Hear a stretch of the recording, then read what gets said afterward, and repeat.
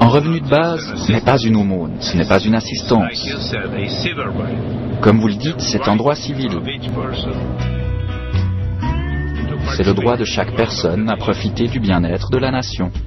C'est le mérite du sénateur Suplicy d'avoir obtenu que le droit au revenu de base soit introduit dans la loi brésilienne, comme perspective pour l'avenir.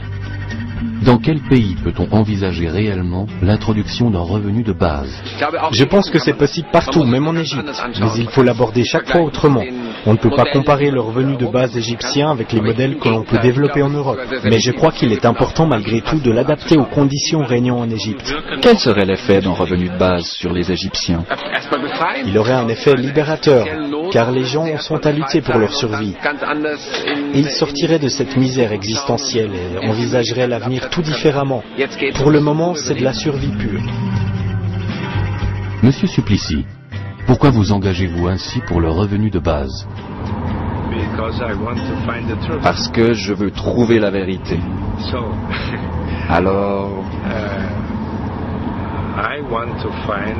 je veux trouver le moyen d'éradiquer la misère, de construire une société équitable, d'améliorer la distribution des revenus, d'établir la justice.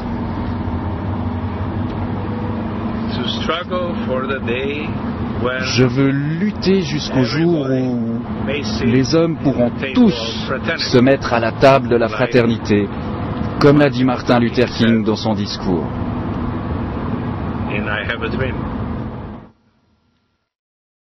I have a dream. I have a dream today.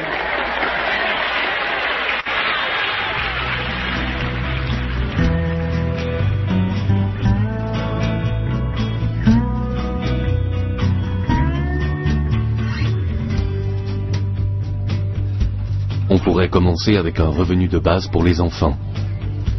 Par exemple, dès l'année de naissance 2000, avec les enfants, le revenu de base grandira dans la société. Mais on peut aussi commencer avec son propre revenu, en le concevant d'une autre façon. Lors de l'estimation du revenu de base, nous ne calculons pas la prestation fournie. Mais par ce revenu, nous rendons possible la contribution de chacun à la société.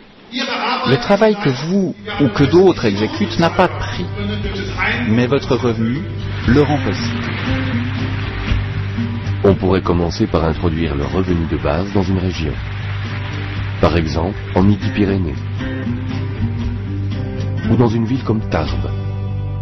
Des fondations pourraient commencer en émancipant financièrement les habitants, sans poser de conditions.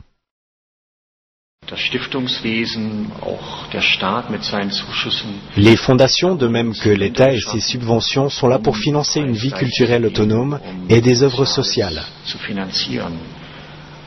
Mais l'individu, entrepreneur social ou culturel, n'est guère au centre des préoccupations. Ce sont des projets, des demandes de financement qui doivent obéir à des structures, à des critères. L'individu comme tel n'est pas pris au sérieux. C'est précisément ce que ferait le revenu de base. Prendre l'individu au sérieux. Le plus souvent, on rétorque que précisément, on ne peut pas faire confiance à l'individu, qu'en général, il ne connaît pas son propre potentiel et ne fait rien de son propre chef. Quelle est l'expérience de la directrice du Centre de promotion de l'existence pour les chômeurs à Francfort? Les idées sont là, mais elles sont enfouies sous les gravats de l'existence, les angoisses, les fausses représentations de ce qui est possible, de ce qui est autorisé, de ce que l'on peut ou veut faire. Je suis certaine que le revenu de base aiderait à débloquer les potentiels. Il y aurait d'ailleurs des retours pour l'économie et pour la société. Quel serait le montant du retour sur l'investissement que représente le revenu de base? Je pense qu'il serait très important. Mais alors il faudrait qu'on commence avec cet investissement. Mais l'investissement profite à tout le monde, même à ceux que je n'aime pas. Je trouve même que c'est très important.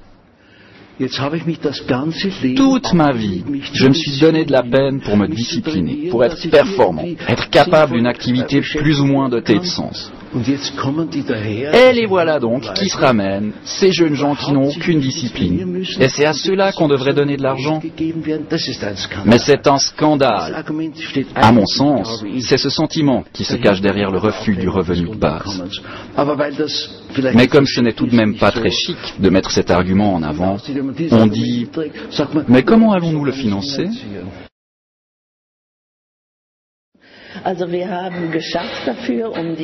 Nous avons travaillé pour la mécanisation, pour décharger l'être humain du travail pénible, et maintenant, on se plaint qu'il n'y ait plus assez de place de travail. Et personne ne dit, mais non d'une pipe, c'est justement pour ça que nous avons trimé dur pendant 100 ans, pour ne plus travailler autant. Aucun parti politique ne le dit, et cela me met en rage. L'argument décisif est en fait une vengeance personnelle.